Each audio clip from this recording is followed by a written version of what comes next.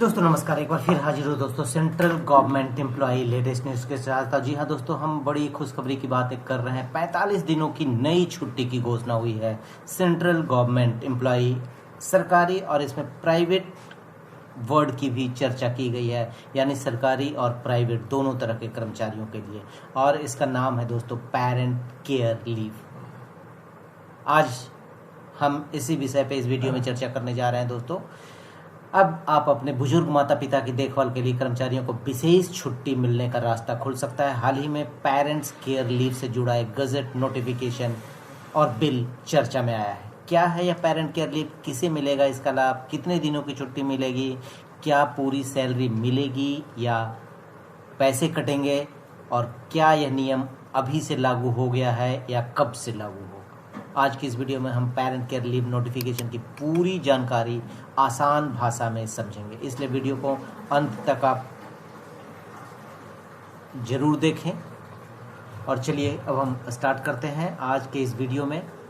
सबसे पहले दोस्तों हम समझेंगे कि पेरेंट केयर लीव है क्या। पेरेंट केयर लीव यानी ऐसी छुट्टी जो कर्मचारी अपने 60 वर्ष या उससे अधिक आयु के माता पिता या सास ससुर की देखभाल के लिए ले सकेंगे। जी हाँ दोस्तों, ये बात गौर करने वाली है कि न केवल माता पिता बल्कि आप अपने सास ससुर की देखभाल के लिए भी ये छुट्टी पेरेंट्स केयर लीव ले सकते हैं। हाल ही में the sacred bond parent care leave act 2026 नाम से एक बिल का और गजट नोटिफिकेशन सामने आया है। इस एक्ट में भी called the sacred bond parent care leave act 2026। जी हाँ दोस्तों, इसे एक पवित्र बंधन नाम दिया गया है इस बिल का। और पेरेंट्स का मीनिंग बताया गया है। मीन से biological parent, step parents, adoptive parents और फॉस्टर पेरेंट्स, और a parent in law of the employee who has attend the age of 60 year.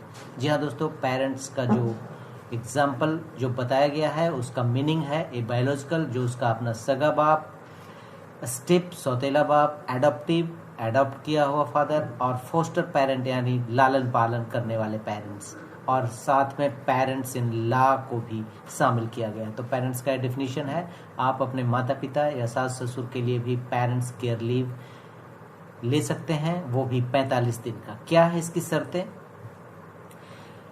Total number of leave granted जो है दोस्तों वो 45 डेज, 45 दिनों का लीव ग्रांटेड किया जाएगा पेरेंट्स केयर लीव के अंतर्गत ड्यूरिंग इंटायर सर्विस पीरियड। जी हाँ दोस्तों, पूरी सर्विस पीरियड में आप 45 दिन की छुट्टी पेरेंट्स केयर लीव के अगेंस्ट ले सकते हैं। Parents care leave not exceeding 45 days in aggregate.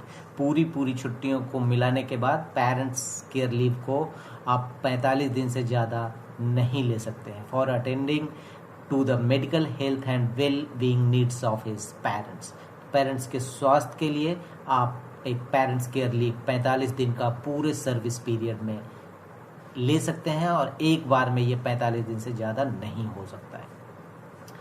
Parents care leave shall be granted with full pay and allowances as administrable to the employ. जी हाँ दोस्तों, पेरेंट्स केयर लीव जो है वो फुल पे एंड अलाउंसेज के साथ मिलेगा, इसमें कोई भी पैसे नहीं कटेंगे, यानी फुल पेड लीव है। And parent care leave shell not be debited against any other leave account. कोई अदर टाइप्स ऑफ लीव के अगेंस्ट में डेबिट नहीं किया जाएगा पेरेंट्स केयर लीव को, किसी दूसरी छुट्टियों के साथ मर्ज भी नहीं किया जाएगा।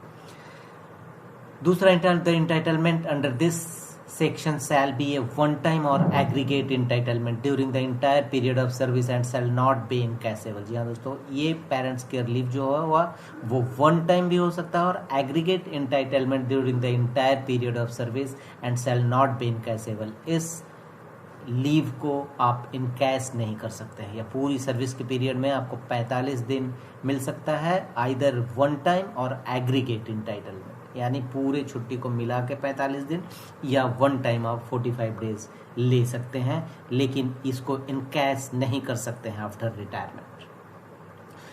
एप्लीकेशन एंड डॉक्यूमेंटेशन का प्रोसीजर बहुत आसान है। Personal application along with medical certificate and hospital admission records of parents. जी हाँ दोस्तों, सिंपल सा एक आपको एप्लीकेशन अपने एम्प्लॉयर को सबमिट करना है और उसके साथ में जो डॉक्यूमेंट्स लगाने हैं वो मेडिकल सर्टिफिकेट और hospital admission records of parents.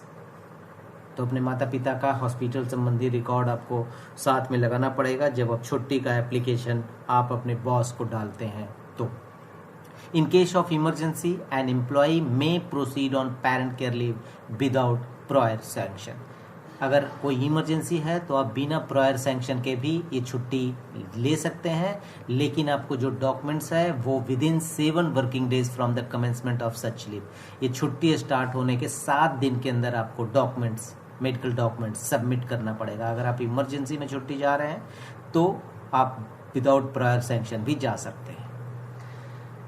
The employer shall, as far as practicable, dispose of the application within 48 hours of the receipt। जी हाँ दोस्तों, ये भी शर्त है कि जो आपका बॉस है, HOD है, वो आपकी छुट्टी को 48 आवर्स, आप जब एप्लीकेशन सबमिट करते हैं तो 48 घंटे के अंदर उस एप्लीकेशन को डिस्पोज करना है, यानी या तो मानना है या डिनाई करना है, जो भी करना है उस पर एक्शन 48 आवर्स के अंदर लेना है।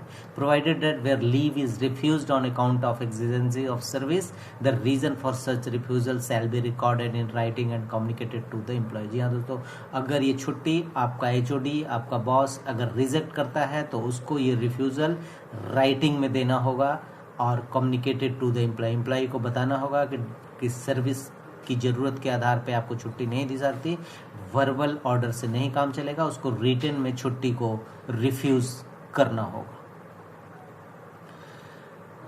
Any employer who without sufficient cause denies parent care leave to an eligible employ और subjects an employ to adverse action for availing such leave shall be liable to a penalty which shall not be less than 50,000 रुपये। जी हाँ, यदि कोई boss, कोई HOD, head of department अगर आपकी छुट्टी को रिफ्यूज़ करता है without any sufficient cause, without any reason, तो वो पेनाल्टी देने के बराबर पेनाल्टी लग सकती है उस पर, और वो पेनाल्टी है जो 50,000 रुपये से कम की नहीं होगी। Minimum penalty should be 50,000 but which may extend up to 2 lakh rupees, यानी 50,000 से लेके 2 लाख रुपए तक आपके बॉस, आपका HOD पे जुर्माना लगाया जा सकता है अगर बिना कारण वो छुट्टी आपकी पेरेंट्स केयर लीव को अगर रिफ्यूज़ कर देता है, तो उस पर 50,000 से लेके 2 लाख तक रुपए की पेनल्टी की बात भी इस गजट नोटिफिकेशन में कही गई है जो पेरेंट्स केयर लीव के लिए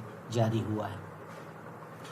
Any employee who knowingly submits false or fabricated documents for the purpose of availing parent care leave shall be liable to disciplinary action।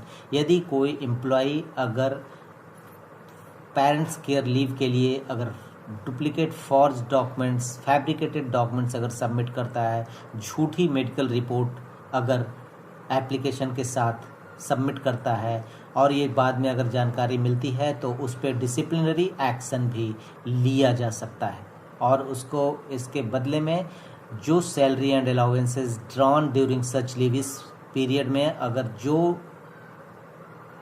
पैसे उसको वेतन, सैलरी और अलाउंसेस मिले होंगे उसको डिडक्ट या विड्रॉ किया जा सकता है, यानी वापस लिया जा सकता है उससे उस पीरियड का। अगर बाद में भी ये जानकारी पता चलती है कि छुट्टी झूठ बोलकर लिया गया है तो उस पीरियड का सैलरी एंड अलाउंसेस भी ड्रॉ किया जा सकता है। तो दोस्तों, यही थी पेरेंट्स केयर लीव नोटिफिकेशन से जुड़ी पूरी जानकारी। अगर आपका क्या विचार है कि कर्मचारियों को माता पिता की देखभाल के लिए अलग से पेरेंट लीव मिलनी चाहिए, अपनी राय कमेंट में ज़रूर बताइए। वीडियो पसंद आए तो लाइक करें और शेयर करें और इसको सब्सक्राइब करना, चैनल को सब्सक्राइब करना न भूलें दोस्तों। धन्यवाद, मिलते हैं अगली वीडियो में। और जैसा कि आप जानते हैं 8वें वेतन आयोग यानी 8th पे कमीशन से रिलेटेड हमने अभी तक 25 वीडियो अपने इस चैनल पर डाला हुआ है, आप उसको भी देख सकते हैं। धन्यवाद।